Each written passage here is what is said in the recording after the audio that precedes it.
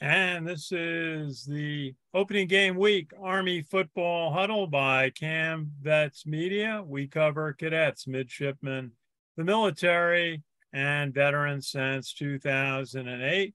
And we are all looking forward to Army's season opener at Coastal Carolina. And our whole team's going to be there, it looks like. And on the huddle tonight, we have Richard Miller calling in from Florida. How are you, Richard? Awesome, Ken. Ready for the opening week of the season. Oh, you wait all year for this, and it's finally here. You know what? Go Army. Okay. Richard's all pumped up. And calling in from South Jersey, we have Steve Chaloult', West Point alumnus. How are you, Steve? I'm doing fantastic. It's game week, baby. It is. And calling in from the Beat Navy studio in Huntsville, Alabama, we have Colonel Sam Houston. Colonel Houston, how are you tonight? I'm outstanding, ready to travel to Myrtle Beach, have a good old time over Labor Day weekend watching Army beat the Chanticleers, and especially psyched because Steve Chalout's with us tonight. Yeah, and Rich, glad to have Steve back with us, and glad to have Richard is planning to make the trip too. So it's going to be an interesting game, a difficult opener. But last year Army opened in Atlanta against Georgia State and played very well, and they made a statement with that win on the road to a team they had lost on their prior trip down to Atlanta.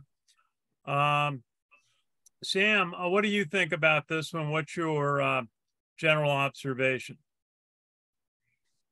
There's still a lot of question marks going into the game, but very much like a year ago against Georgia State, when I went down to Atlanta to watch that game, the question marks were very similar to this year. It was who's going to line up under center, who's going to respond in the interior of the defense along the line of scrimmage and along the interior backer, the linebacker scene.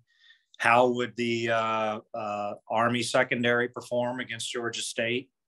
Would they carry a chip on their shoulder from the previous season to try to make a statement against a team they had lost to just 2 years previous? This is the first ever meeting between Army and Coastal Carolina. And it's interesting. I was at a luncheon today with some retired officers and warrant officers. And of course, I'm in Alabama right now. And so they're all asking me who's Army playing. And I say Coastal Carolina. And they look at me like, they're playing, Mayland Community College or something like that. And I had to explain to them that no, man, I realize this is Alabama, but Coastal Carolina, I think, has posted 10 wins or more for 3 seasons in a row. And they have their starting quarterback coming back. And so it'll be a real test for Army. And I'm looking forward to having those question marks answered about the quarterback, about the how will the interior defensive line stack up with the absence of Nolan Cockrell, who's going to be the next middle linebacker to step into the void and control that interior of the defense, and probably near and dear to Steve Chalout's heart. I want to see how that offensive line performs under Mike Beatty's tutelage. I really want to see them dominate the game, because that's really the key to winning this game, is going to be keeping Grayson McCall off the field.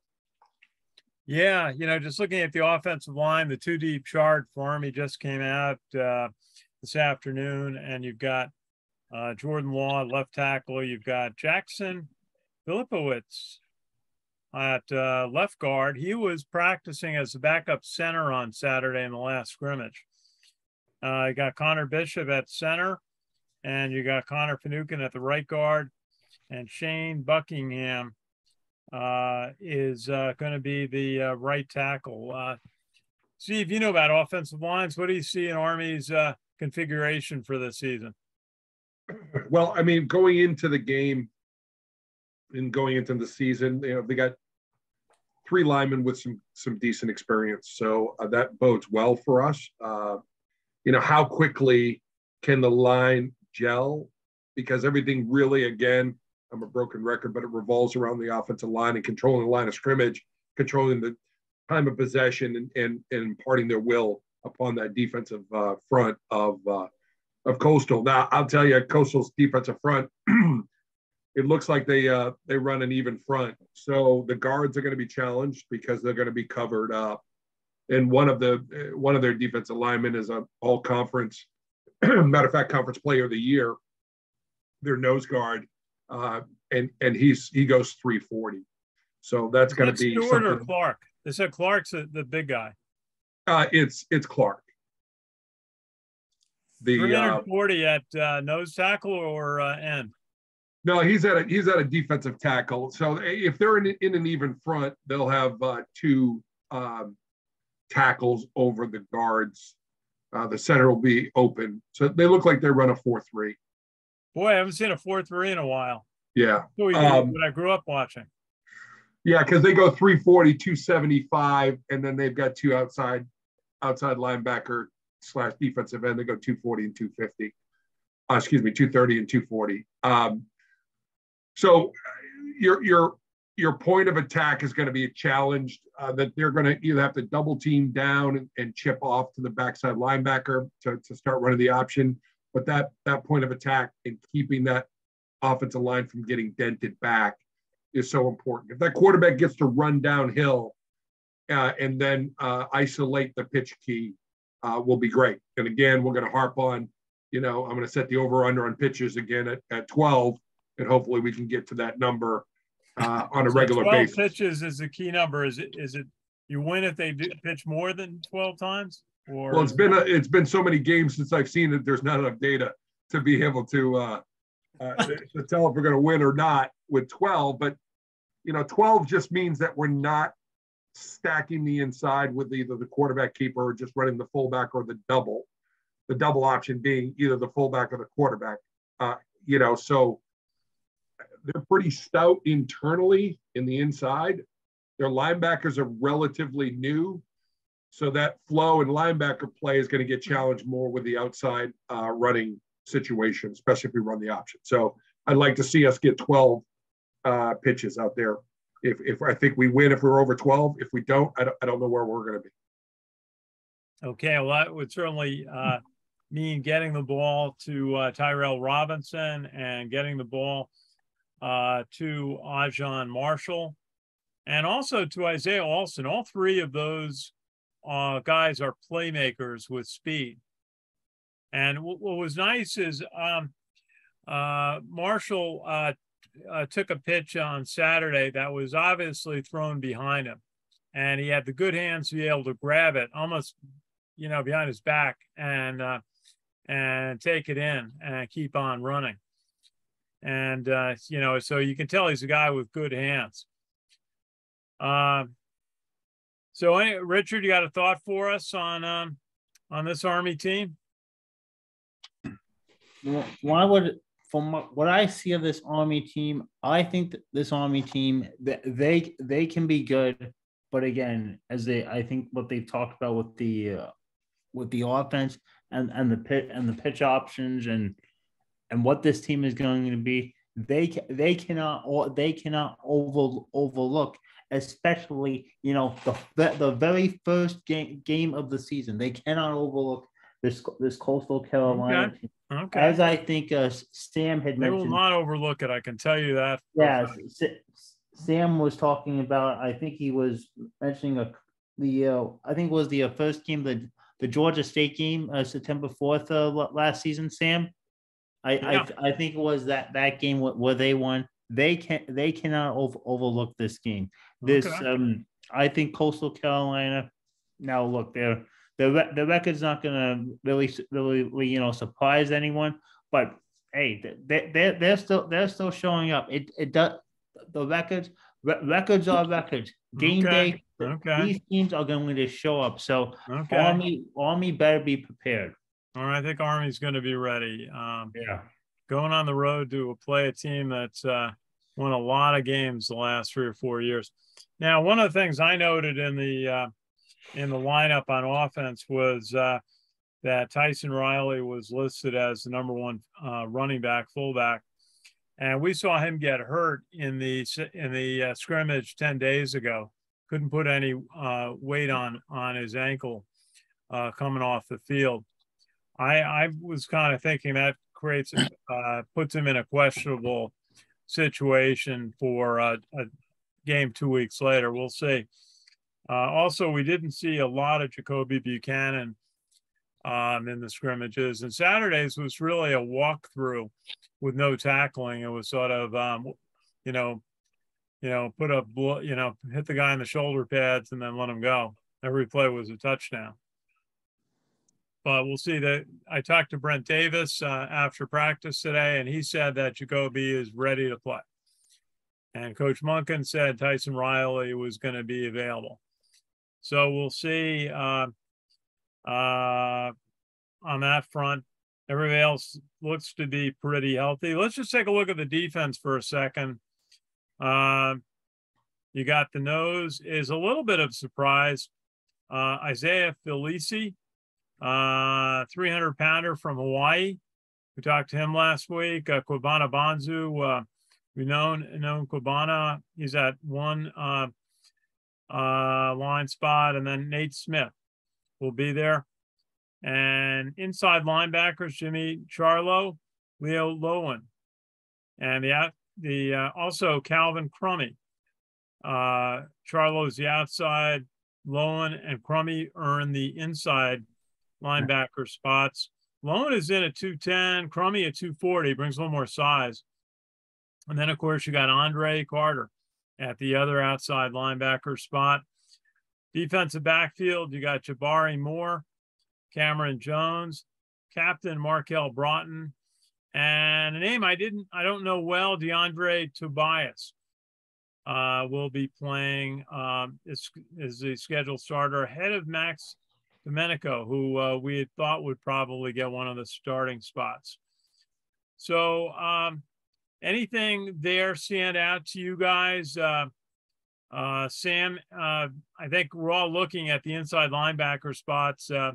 You talked about replacing Nolan Cockrell. I've been thinking a lot about replacing Eric Smith, played right behind him, two outstanding defenders.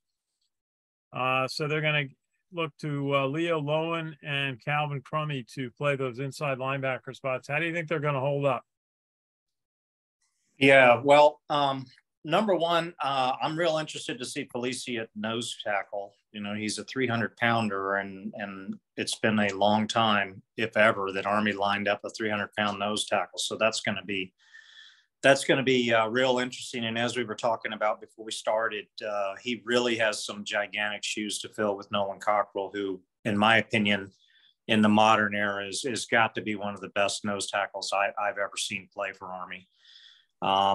Lowen at linebacker, if I recall correctly, he's a converted defensive back. And with that in mind, I believe he is he listed as the Apache, and the other player is the actual middle linebacker.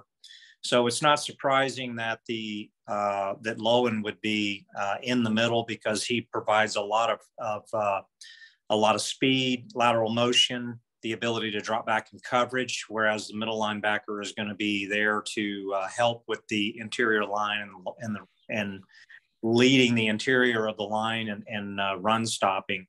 What I'm really looking for, I'll tell you the player that I'm really looking forward to seeing how he does this year. He's had a lot of experience, and he has the additional expectation of knowing that Andre Carter is going to have a lot of extra blocking against him this season, and that's Bonzu. I want to see how Bonzu does when Carter's lined up on the same side as him.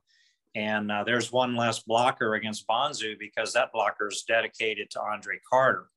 I'm really expecting Bonzu to have a breakout year this year from his position. I'm expecting to see him very disruptive in the backfield.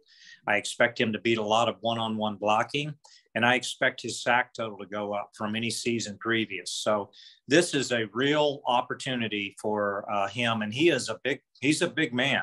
He's a big player. And he's a fierce warrior competitor out there. So again, as teams come into every game, this weekend's going to be no difference. When they're lining up with special blocking packages to stop Andre Carter, they're giving opportunities for people along the line of scrimmage because there's going to be one less blocker somewhere that's going to give them the opportunity to get into the backfield and be disruptive. So, Bonzu, this is your year, man. I'm looking forward to seeing you play. Well, we talked to Quibana after practice on Saturday, and I think he is ready to have a big senior season.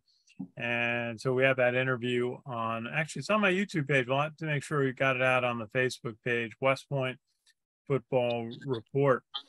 And looking at some of the second team defense players, Chris Frey, Tyler Komorowski, Austin Hill, Fabrice Voy, backing up Andre Carter. Chance Keith has gotten positive comments from the coaches. Camden O'Gara, Peyton Hampton, very close probably to Calvin Crummy on that position of inside linebacker. Bo Nicholas Paul, I kind of expected to be a starter. He is listed backing up Jabari Moore. And then Isaiah Morris backing up Cameron Jones. Quinn Hammonds backing up Markel Broughton. And Max Domenico backing up DeAndre Tobias. I think you're going to see a lot of frequent substitutions and situational play with those players going in and others. Steve Chaloult', what stands out on Army's defensive lineup to you? Well, I will tell you that, to go back a little bit on linebacker play, Army always finds a way to fill the middle linebackers. Somebody emerges that, you may not expect. So I'm expecting Lowen to have a really good year. They just find a way, and we've had a lot of really good linebackers here recently. So I'm excited about that. I'm also pumped about the upfront size. Over 270 across the board is great. And then when you've got somebody like Andre Carter on the outside, who's got the wingspan of, I think he's got like a 7.5 foot wingspan. In the size, and his hips are so fluid. We're going to be tough up front. Linebackers are going to have to prove themselves a little bit, but I think they'll step up. And then the defensive backfield, we've just gotten more and more talented defensive backfield wise than we ever were. The first year coach was here, I don't know if I've told you guys the story of this. We were flying out to a game on the team charter, and he came up and he said, listen, if one of my quarterbacks get injured, I'm going to ask the NCAA to put out an orange cone, because I don't have anybody that can play the position right now. And now we've got, nickel and dime backs and really good athletes who can run and can cover. So I'm excited to see who steps up. We've got such a good core group of returning football players. Who's going to step up and complement and become the future for Army is going to be exciting to see. Yeah, it's going to be interesting. Army has depth and is able to play mostly juniors and seniors. And so it's going to be interesting. Just on the special teams, kicker Cole Talley listed ahead of Quinn Moretzky, but it's an or. Moretzky looked very good kicking field goals in the scrimmages. Cole Talley had a couple of, at least one kick in the line. But of course, how do you, is there any more clutch kick than what Cole Talley made? 41 yards, no time on the clock to beat Missouri last year. We have Billy Bohike, got to get his name down, leading at punting. And we've got Ryan Aguilar is going to be the long snapper, and Tyrell Robinson is going to be the punt and kick returner starting out. So what do you think about Tyrell? I asked him about punt returning. Usually when you become a starter, you don't do the special teams, especially a high-risk occupation like kick returner. Do you think that's a good use for Tyrell? Well, he did do that responsibility last year, so it isn't new to him. When you're the most dynamic player on the field, and you have good hands like he does, with the exception of the Georgia State game last year on punts. If you remember that sequence, which fortunately there were penalties on practically every play, which meant finally a punt got fielded. But beyond that, he has performed exceptionally at kick returns, at punt returns, at running the ball. He averages over 7 yards a carry for his career, and as well as catching the ball out of the backfield. So sure, I'm okay. If you got a playmaker and he's your guy that can perform on special teams as well as on the starting offense, then let him do it. Okay. I mean, on kickoff return, I mean, are you returning 1 out of every 10 kicks? Maybe. That's right. Some games you're not even going to return any. I mean, hands go in the air, they run back before even the ball hits the ground. Whistles are blowing. They're getting a hot dog. So kickoff return is almost a non-factor unless there's a penalty that backs up the kicking team. And then punt return, I mean, you got to go. The hierarchy on punt returners is, can you catch the ball a lot? Right. And if you can do that, you put a lineman back there. It don't matter. If you can catch the ball, that's first. And if you can make something happen after, that second. And then if they're a starter and do both of those things, then that's just the luck of the draw. So they must have a lot of confidence in his hands to do that. When I played, the kick returner was a guy, Chuck Gibbs. He had great hands. He wasn't the most elusive, but he had great hands. Mm-hmm. And we put him back there. Well, let's see. Richard, I know you're looking at some of the former Black Knights trying out in the NFL. And one of the names we've been following this year is Elijah Riley. He had been playing with the Jets. He got cut, and he got picked up by the Pittsburgh Steelers last week. And he literally flew to Pittsburgh and played in the game that night. Do we have anything on Elijah, Richard? On Elijah Riley? Well, let's see. It's all right. Why don't you look for it and Elijah? Why don't you see if because some of the 53-man rosters came out today. The Steelers roster? Yeah, check the Steelers roster and come back to us. Okay. Some of the others, Cole Christensen had a big game with the Chargers. He had 9 tackles. And means that they gave him a lot of time to show what he could do, to see if he could be a regular. And he came through. Let's see. Did you see any of that one, Sam? No, but I correct me if I'm wrong, but I think that Cole Christensen also had a sack in the game. He had a pretty, I know it's preseason, but he had a pretty monster game at his position. Yeah. And I guess the other player we're following, John Radican with Seattle. And I'll have to check, see if he, right now it's all about making the 53-man roster. The NFL does not play this week, but they're finalizing the rosters a little bit early. It used to be that they would all play a Thursday night game or Friday night game, Labor Day weekend, and then that was it. They'd start preparing for the following week, the first weekend of the season. Ken, so I looked on the Steelers a roster, and Elijah Riley did not make that roster. Is that the 53-man roster, Richard? This is number 37. This is from beneath the cone.com. The Steelers' official 53-man roster to start the season. Elijah Riley, who is, let's see if I get he is a number safety. 37. 37 safety. Let's see. Yeah, but he is not on there. Go ahead. They went to cut earlier, but the thing about it is, they've expanded the practice squad portion of it. So I wouldn't be surprised that some of these guys are going to slide to practice squads. Uh-huh. And then it will be a mid-season call-up at some point with injury or something else with that. I mean, I wouldn't expect Elijah Riley. I wouldn't expect him to get on an airplane. He was a roster filler. for that game. He came in, he did that. They got to look at him. And now he's probably going to end up on their or someone else's practice squad. And he'll elevate at some point in time. So, I mean, that's not going to be uncommon. You've got a whole roster of players that just got out of the draft, and people are, do you want to expose a 5th or a 4th round choice that you don't really want on the squad? Do you expose them on the practice squad where somebody else could pick them up? Or do you put them on the roster and bump somebody else down who was a free agent and leave them there for a little bit?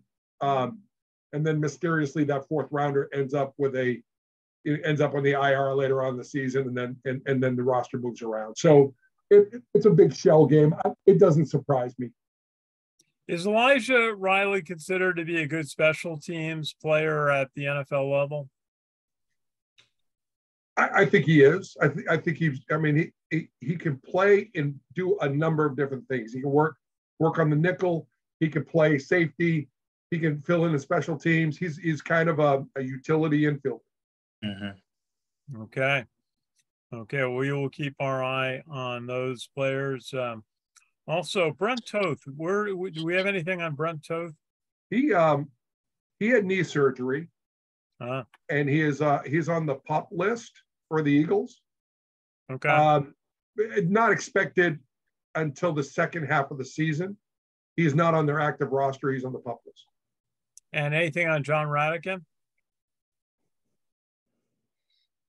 I know he played in the first preseason game, and I lost touch after that. Okay, we'll keep our eye on them. Now, the other sort of question that I asked Coach Monken about on Saturday and spoke on Sirius Radio about it on Sunday was that the players have been wearing padded covers for their helmets all through their training camp and the scrimmages. And the players seem to adapt to them pretty well. I talked to West Point trainer who said that they reduce the impact from collisions by about 10%. 20% if both players involved in a helmet-to-helmet hit or a collision are wearing these padded covers. But Coach Monken said that they're not allowed by NCAA regulations at the current time. But folks on Sirius Radio were saying that the high schools are all using them, a lot of colleges and some NFL teams in practice. What's your thoughts on that? Steve, you got a lot of experience from the offensive line point of view. What are you hearing? I actually, a year and a half ago, got contacted by the company that created those helmets, and they were trying to get in with the training staff at Army, and obviously they got there. I was surprised to see them wearing those coming into the season. I didn't realize that they're going that route, but I'm happy that they did. Helmets when I played, and then helmets when Sam Houston played, his was more without a face mask, but the and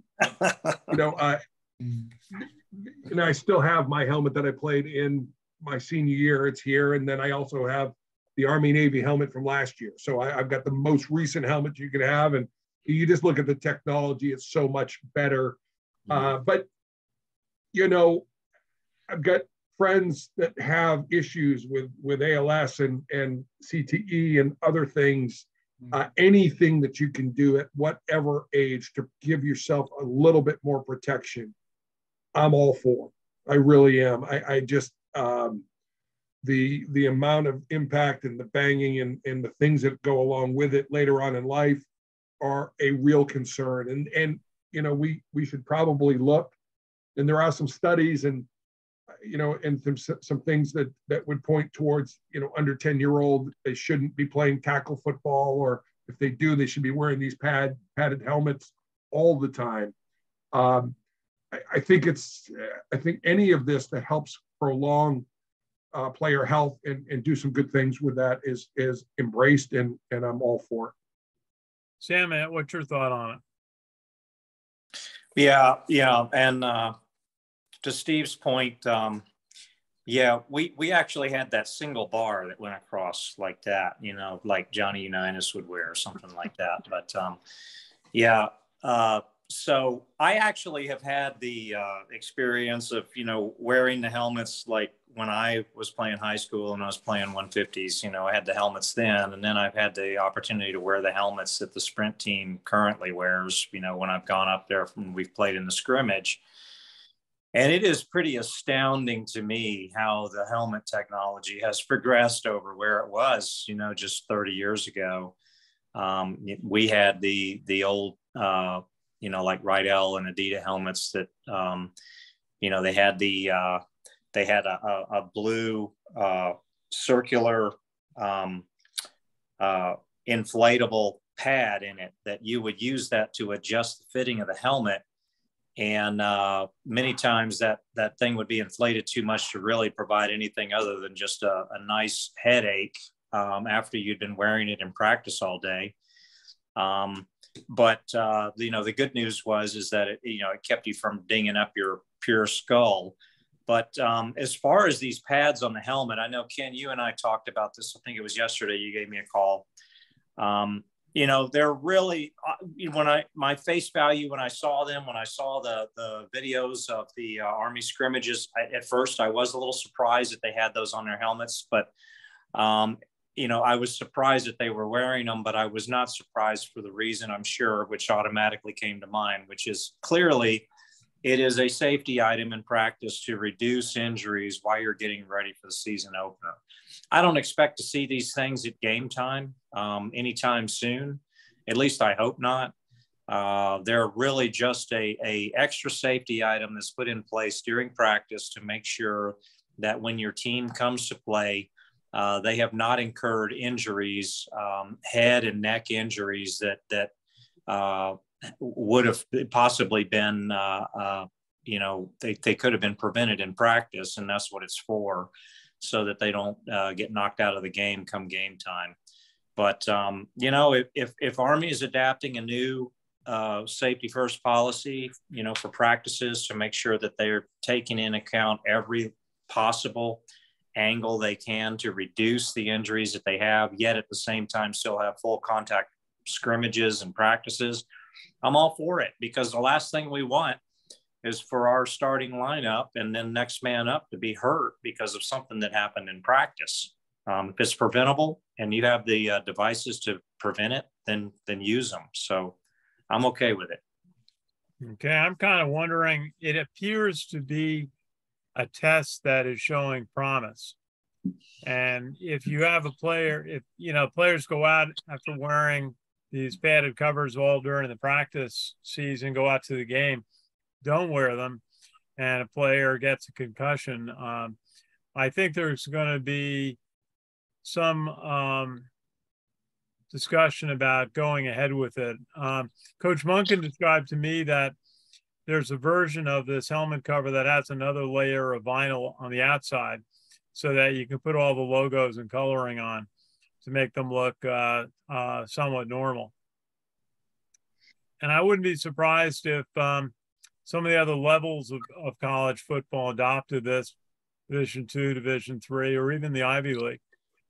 If they see that this has some potential. So something we will be watching during the season. And I want to scan the internet for some articles on what some of the other conferences are thinking about on that one. On this point, Ken, I would tell you that when I played, you couldn't have paid me enough money to wear a different helmet once I broke my helmet in. Yeah. And now we've got 3, 4, 5 different helmets a season that they're wearing. I don't know. I mean, I guess it's more comfortable, but you couldn't have. The first 3 weeks of practice, everybody had cuts across, and you'd see right there. You'd have the Bosworth. Right, they would tape the forehead Bosworth style just to keep your forehead from cracking open. Absolutely. And now they put the helmet on, they just flop it on, bring it down, and pull tight. I don't get it. I don't play anymore, but it's got to be better technology, because I wouldn't have switched helmets. No chance. It was the same helmet for practice and the game. It was, you didn't give up your helmet, man. You wore that thing like a glove by the end of the season. Yeah, now they have the three. Army's got the black helmet, the gold helmet. They used to have for a couple of years ago, they had a white helmet, which I didn't think was a fit for them. Made them look like Penn State. And then they tend to have one for practice. Certainly, so an investment, but we will see, because safety is the number one thing. You gotta play football, enjoy it, but it's still got to be safe for the players. Okay, well, Richard, course, I would be interested to, there's always, as we continue to phase in all of these safety mitigation ways of preventing injuries in football, including changing blocking rules, which we've discussed before, and we may discuss again. I expect we may see a few penalties this weekend because of the change in blocking rules for players that are not set within the tackle box and blocking downfield. But there's always touch football. But when we're talking about technology, I would love to be a fly on the wall and go back to the day when they went from bare heads to a little leather helmet that they pulled over their head, and when they pulled it off, they just folded it and put it in their back pocket. Now they must have really been excited about having that new safety technology to put on their heads. Well, I mean, that was an era where there were fatalities in football games, in the pre-World War I era. And what was it? Was it Roosevelt, the president, who had to step in and say, you got to fix college football? There were like 15 players a year who were dying of, from head injuries in games. So it was one that was a West Point player who died in a game in that era. So yeah, they've come a long way to make it safe, and for football to be a sport that we can all enjoy, and hopefully youth want to play, we got to keep it as safe as possible. Sam, do you want to take us through a little bit just on the blocking rule changes as you see it? Yeah, this is, every time I hear, it seems like every year the NCAA rules committee goes back and they look at the rules and they try to figure out, okay, we need to make some changes. And they always say, we can do this. And if we do a smoke screen under the guise of this is for player safety, then we can implement it. And this year, the one that is going to affect the service academies the most is that if you are not set inside the tackle box, whether on the line of scrimmage or a back in the backfield. In other words, you've got to be in a set stance inside the tackle box. You cannot block downfield below the waist. And this is going to really hinder the perimeter blocking schemes that Army has used in the past. If you watch perimeter blocking, when they do one of those, we hope for at least 12 pitches a game, watch the downfield blocking. Watch the defensive backs that are falling to the ground because of the way they're getting hit and knocked to the ground, hit below the waist by the downfield blocker who's clearing away for the ball carrier. Well, guess what? The new rule is going to change that a lot. And so what happens is for perimeter blocking, if you've got blockers in motion, or you have a wide receiver who, remember, one of the big reasons people like Isaiah Alston are starters are not just because of their hands, it's because they know how to block downfield. They're not inside the tackle box. So when they go downfield, they can't cut block. They can't go below the waist. They have got to stay above the waist. And when you're pitted man for man against someone who's much bigger than you, that can make it a lot more challenging to get an effective and have leverage on a perimeter block. So watch for some old habits that die hard. I'm sure Army worked really hard on changing blocking habits for players who were not set within the tackle box on how to block downfield. And but still watch I would expect the referees to be really watching this new rule and specifically honing in on service academies who seem to always get targeted for changes in blocking rules, always. Okay, Steve, anything on the blocking rule change? We've just got to adjust and adapt or die. So we got to figure it out, and coach will do it. Is it fair?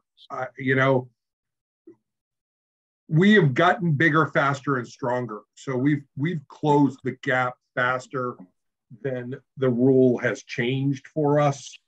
So everybody's playing under the same rules. It's not great, but we'll figure it out. Mm-hmm. We'll just out execute. We'll just out execute it. Just have to. Yep. Okay, well, it's Richard.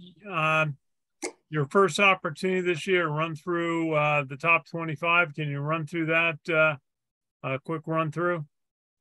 The top 25 rankings or the games, Ken? Well, rankings and who they're going to play. You can run through it real quick. Oh, okay. Let's see. The college football 25 rankings. Number 12, Oklahoma State will be taking on Central Michigan this Thursday, 7 p.m. Thursday games. Number 17, Pitt will be taking on West Virginia, also a 7 o'clock game. 7:30, Wake Forest will be taking on VMI. Number 22, Wake Forest will be. That's good. You keep going. VMI. Also, number 16, the Miami Hurricanes will be taking on Bethune-Cookman. That will be a 3:30 kickoff. Number 18, Wisconsin, 7 o'clock will be taking on Illinois State. 3:30, you've got the Cincinnati Bearcats taking on the number 19 Arkansas Razorbacks. 7 o'clock, Miami of Ohio will be taking on number 20 Kentucky. At 4 o'clock, number 21 Ole Miss will be taking on Troy. 4 o'clock. Number 24 Houston will be taking on UTSA. That's a 3:30 game. Of course, that's who Army's playing next week. Number 25 BYU will be taking on South Florida. That's a 4 o'clock game. Monday night, the number 4 Clemson Tigers will be taking on the Georgia Tech Yellow Jackets. That's an 8 o'clock kickoff on Monday night. Also, let's see. I've also got some of the other games in here.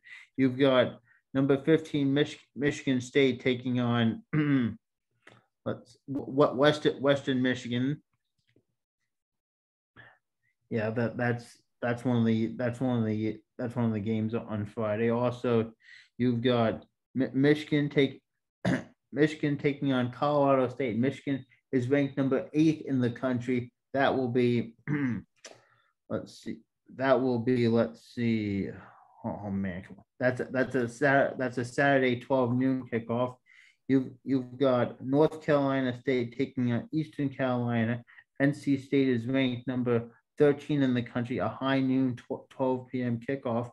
Number 11 Oregon and the defending national champion Georgia Bulldogs. I've got to make sure I've got to mention that. That's a 3:30 kickoff. Georgia is ranked number 3, while Oregon is ranked number 11. Number 9, Oklahoma, 3:30 will be taking on UTEP. Miami will be taking on BCU. That's a 3:30 kickoff on the ACC network. Arkansas and number 19 taking on number 23 Cincinnati, 3:30 kickoff as well. A little bit later, let's see, Troy. Number 14, USC, 6 o'clock, taking on Rice. That will be our Pac-12 network game. Number 10, Baylor, 7 o'clock that night against Albany, a 7 o'clock start. Number 18, Wisconsin will be taking on Illinois State, 7 o'clock start. Number 20, Kentucky is taking on Miami of Ohio, 7 o'clock, an SEC network game. Let's see. Number 1, the Alabama Crimson Tide, 7:30, taking on Utah State, and the game, maybe the game of the week. Number 2, Ohio State taking on number 5 Notre Dame, 7:30 game on it. That's ABC. When is that game on, Richard? Is that a Saturday night game? No. Ohio State, Notre Dame, number 2, number 5, 7:30. That's an ABC game, and I think that's where College Game Day is this week. Okay, which day is that? Is that Saturday or is it Monday? It's a Saturday game. The Saturday. only Okay, so they're going to play the same time we are. yeah. Okay. Florida State will be taking on LSU. LSU is 7:30. That's a Sunday night game, and of course, as I had mentioned, the number 4 Clemson Tigers taking on Georgia Tech 8 p.m. Monday. 8 p.m. Monday night. Okay, so a lot of games this week, and Oregon, Georgia, Notre Dame, Ohio State at the top of the list. And Steve Chaloult', since we haven't talked to you since college football went into another major round of conference realignment, really created chaos, a move of USC and UCLA to the Big Ten. Now we're talking about the Power 5 shrinking to the Power 3. Not sure what's going to happen to schools like Washington State or San Diego State, and even what may happen to the ACC. What was your thought on the USC UCLA move to the Big Ten? Yeah, it's something that makes sense that doesn't make sense. It's kind of an oxymoron, but geographically it makes no sense. But it makes sense financially, and people are scurrying around for the money grab, so the music doesn't stop, and they're left without a chair. So it made sense for them to do that. They're big name programs.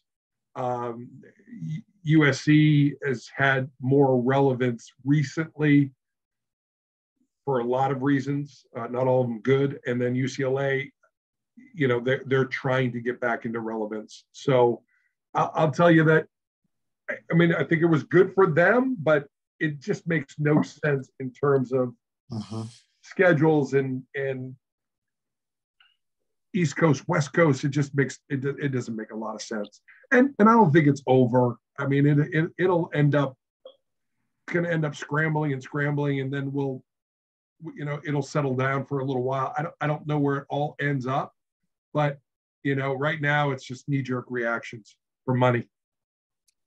Yeah, my first reaction, having covered Army baseball, and Army's very successful coach for a number of years, Jim Foster, went out to Northwestern to be the baseball coach there, and very happy for him. He gets the opportunity. That my first reaction, in that they lost to UCLA in the NCAA tournament last year, is that they call up UCLA and invite them to a 3-game series at Wrigley Field, night games, March 28th, 29th, and 30th.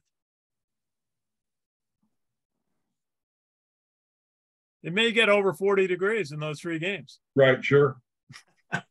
I think Coach Foster would like that a little more than the coach of UCLA. But actually, that's what's going to happen is teams try, some of the events will have to be played at the Big Ten sites, some of the spring sports, and that will be different, and a lot of travel. As one coach said, the football team and the men's basketball team may fly private jets, but everybody else flies commercial, and that means going through 1 or 2 stops to get from LA to Bloomington, Indiana, or some of the other smaller cities in the Big Ten. So it's not really a positive for those teams, especially, and also entering a more winter travel, which often has more delays. And but it'll be something to see. Steve, do you see anyone in college sports or even in academics saying, this is not serving the greater good of education in the United States, when all the money that supports college athletics and the hundreds of schools is now going to be more and more centralized in the top 50 programs, and even leaving some schools, like I say, San Diego State, they're just spending $200 million to build a new stadium. And where are they going to play, and what television are they going to have? You can have some real winners and losers out of this. Yeah, no, but there will be there will be some networks that will rise up. There will be pay-per-view services to bring money in for, you're still going to have graduates going to want to watch games, and they're going to want to pay for it on ESPN Plus or whatever else that goes through it. Let's not confuse academics with college football. Let's put those mutually exclusive. In terms of, when it comes to money, it's not equitable at that point. I still think that we're going through a big swing. It will oscillate and swing back, and we'll find equilibrium. We are a country of entrepreneurs. We're a country of innovative thinkers. Somebody will capitalize on the markets that are left over. Will they be of the hundreds of millions of dollars of these markets? No, but it will fill a niche. It will. I remember Boo Corrigan telling me at practice about what the stark difference in television revenue is from a Power 5 to a Group of 5 program. Sam, any final thought on that topic? No, I agree with Steve completely. And when we brought this topic up before, my exact words were follow the money. You've got, they've got several years of data on BCS, who makes the BCS, what conferences they come from. And teams like USC, UCLA, they want to be in the conferences that are getting teams into the BCS, and they want to have a better opportunity. I think the Pac-10 has kind of waned a bit in its prestige in the past few years. And I think statistically speaking, in terms of win-losses and how many Pac-10 teams have been in the BCS, which hasn't been many, that makes sense. So geographically, like Steve said, it doesn't make any sense. I mean, Big Ten, you think Big Ten and USC, it just doesn't make any sense at all. But, as this continues to progress and as it continues to be a follow the money dynamic that it is, and as you have individual players, with the exception of service academies, who can make money off of the name, image, and likeness rules that have changed in the NCAA, heck, why don't we just call college football the farm league to the NFL? And so you have the Power 5 conferences, which are the AAA. And then you have the, they have the Group of 5, that's the AA. And then you got the single A, and that's where Army resides right now. And that's where Army will always reside. So, and FCS, forget it. They're down in the semi-pro rookie leagues. So, I mean, that seems to be where we're headed to. And I have not been in agreement with it from day one. I just feel like it's cheapening the purity of college football by interjecting so much money into it. And when you watch classic college football and you watch where it was and where it came from, there was something that was so pure about the competition of college football that just seems to be lost in the sea of money that is just creating the powerhouses that dominate college football year in and year out. And in the process, they've also controlled the television market and the NFL pipeline, and just about any other aspect of what you can imagine. And for high school kids who are looking at where they want to play, it becomes much harder for a team like Army to recruit smart athletes who meet the service academy admission requirements, yet at the same time are superior athletes. They want to go where the money is. And they start asking questions these days about, can I make money off of my name, image, and likeness? Do I have a chance of winning a national championship and playing in the BCS? They start asking questions like this because they know how much money is involved with it.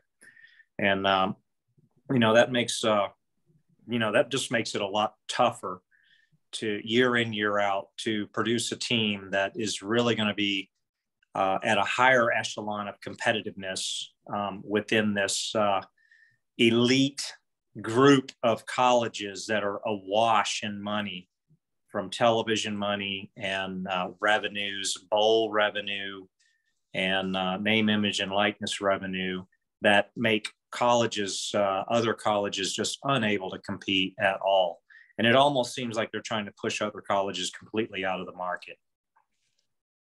Well, that is true. And I'm kind of concerned. Many people are concerned about what might happen to the NCAA basketball tournament, whether the resulting Power Three, if that's what it comes down to, will allow the basketball tournament to continue as a tournament of 68 teams drawn from really all across the 300 plus teams that play college basketball. So that's another thing to look at. Okay, getting close to wrap up time.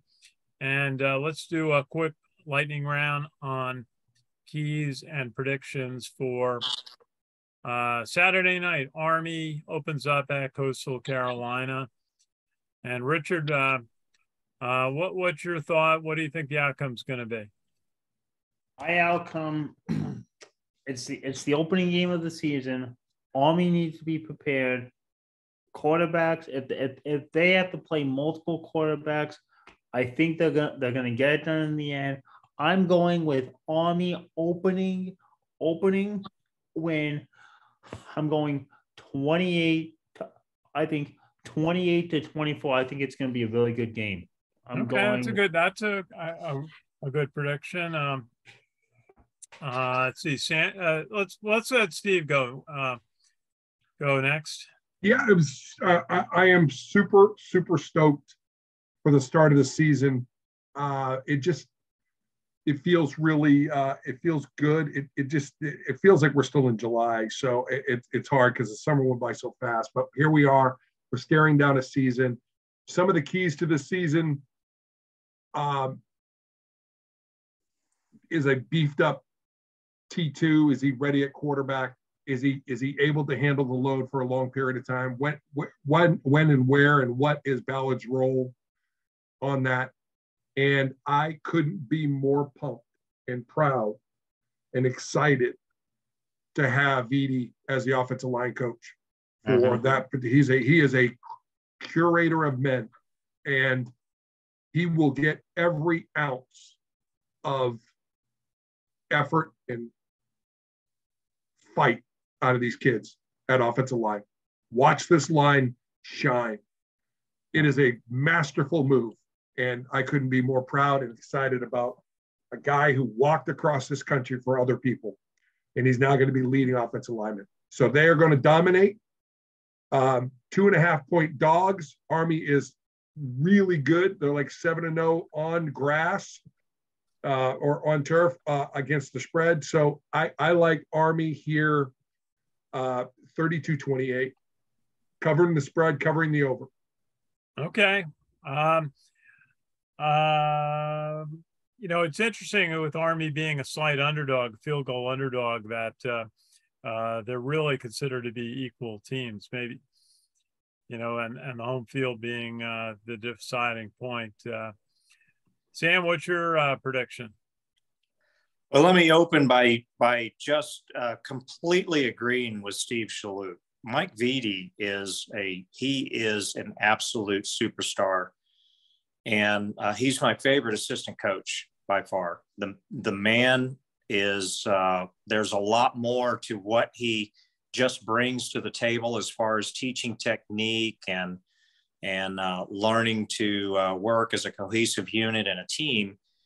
It's the heart and character that the guy brings to the table. And, the underlying story that he brings is one of just pure motivation. I can only imagine at the offensive line and the players on the offensive line. And I got to be honest, Steve, I haven't played offensive line since I was in midget league football when I played center.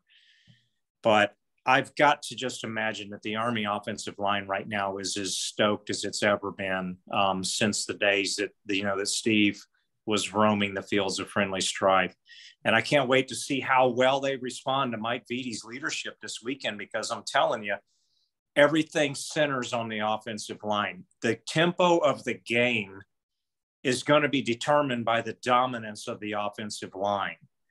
But before I get into my prediction, I just want to make one comment that we didn't bring up, and that was from college football games this past Saturday. There is an Army connection to what I'm about to say. Number one, Scott Frost, what were you thinking with that onside kick against Northwestern? I mean, what were you thinking? And number two, I'm very happy to see that in the preliminary who's next at Nebraska reports that I see coming in, I do not see Jeff Monken's name being thrown around. Thank God. Okay. So maybe think twice about that onside kick next time, Coach Frost. I have on some alumni pages seen concern that Coach Monken might be a candidate for Nebraska. I haven't seen his name yet. So there is no chance that Nebraska will go from a option coach to another option coach. Absolutely. After the pain that they have been through, there is no chance. So you got to give Scott Frost a chance. I think it takes a while to get your players in. Yeah, well, you know what it was at Army for 2 years under Jeff Monken. I mean, what was it, 2-10 the second year, right? And what, 9 wins the third year? But they were in practically every game, and that's the thing. But anyway, I didn't mean to kind of like take it on a tangent there. I just wanted to throw that little zinger in there because I'm sure that on the All Academy Forum, they're going to be talking about Monken going to Nebraska. And I'm just telling you, it's not going to happen. So anyway, back to the game this weekend. The way I started, the way I'm going to finish, there's so many question marks that got to be answered. Number one is that offensive line. Because by golly, if Army can walk in and they can control the time of possession and not put the ball on the deck, and they keep Grayson McCall off of the field, it's going to be a long day for the Chanticleers. Now, these are keys. I'm not saying that's what's going to happen. I am saying that these are question marks that are going to get answered on Saturday. Does Army roll in like they did against Georgia State last year? A game that we were worried that Army really was going to have a possibility of losing on a very hot September day where there were a lot of players that went down with cramps? Or are they going to deliver like they did against Georgia State this Saturday, where they make no mistakes, they dominate from start to finish? I'm going to bet that it's going to be somewhere in between, because Coastal Carolina is not going to lay down. They absolutely are not. And Grayson McCall is a good quarterback. And he's kind of like Sam Hartman from Wake Forest, which one of the things that kind of strikes a little bit of terror in my heart about this weekend. If he gets rolling, it's going to be tough. I think that he's going to get rolling a little bit, enough to scare us, but I don't think it's going to be enough to do the job, because I think Army is going to get the job, and the main place they're going to get the job done is on the offensive line, led by Mike Vidi. So with that being in mind, I'm going to say that Army controls the line of scrimmage. They control time of possession. They limit their mistakes. They have a couple of boneheaded plays that lead to points for the Chanticleers, but in the end, Army's going to win. I'm betting 35-28. 35-28. So you see 4 touchdowns for the Chanticleers. Yeah. And I'm going to ask you, what is a Chanticleer, by the way? It's a rooster. And I'm going to say that 2 of those touchdowns are going to come in the fourth quarter for the Chanticleers. So it's going to be a fourth quarter rally. Yeah.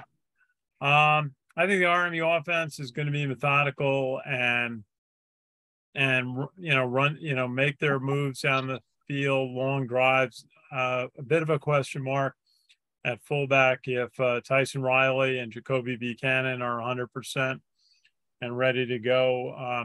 But if Jacoby's ready, I think they're in good shape. He ran so well against Missouri when given the chance. We'll see Tyree Tyler as a senior, experienced, leading the offense. He's got to get the ball to Tyrell Robinson and get the ball to Isaiah Alston and also to Ajon Marshall. Ajon Marshall really looked impressive in the scrimmages. On defense, the matchup is going to be, at least for the media point of view, Andre Carter, a linebacker, the All-American candidate, second in the country in sacks last year, against the touted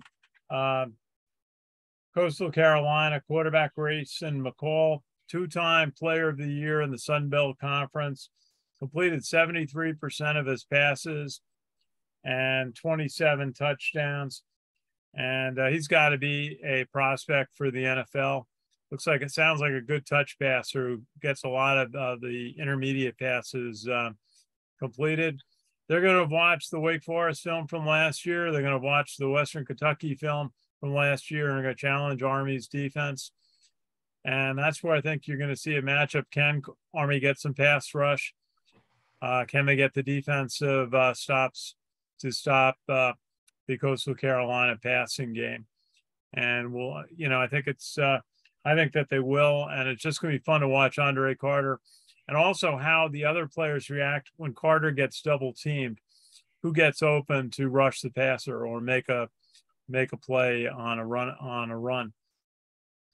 And Army, I think, also is better at field goal kicking than they've been 3-4 years ago. I still lament that they didn't get a field goal attempt against Oklahoma in the last minute when they had the game tied. But I think they have more confidence in these two kickers, in Cole Talley and in Quinn Moretsky, and that could make a difference. And so we will have some fun. I'm signing up for 31-24. I think Richard was very close leading off because I think Army's going to get a couple of touchdowns. Coastal's going to get a couple of touchdowns. And just the question is, can Army's defense limit the potential damage that the quarterback Grayson McCall could inflict? So the key is to get some pass rush. We will see. It's going to be fun also keeping them off the field with long 15 to 18 play Army football running drives, which are always fun to see from the Army point of view. Puts the crowd to sleep, literally.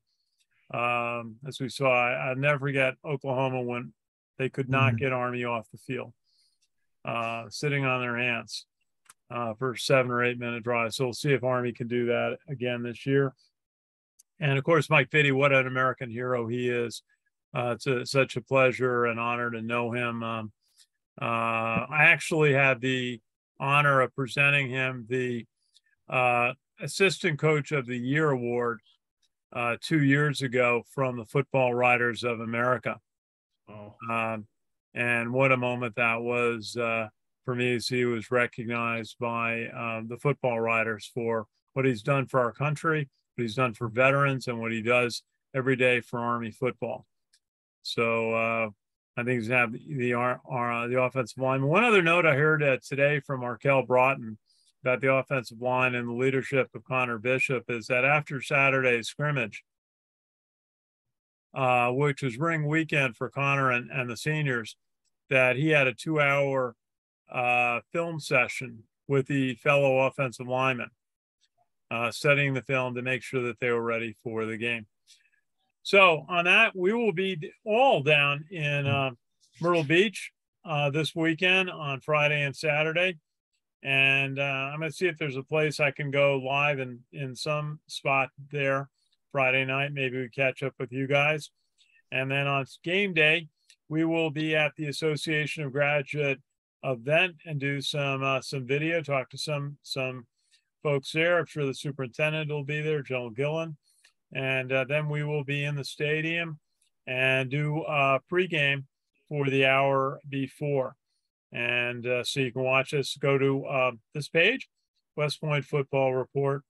And we are breaking out our CaMMVets media hats. Just came in. And so group can look resplendent in those. Very proud that we have our own new media business. But it's primarily so that we can gather more resources to cover Army football and some of the other veterans and military activities.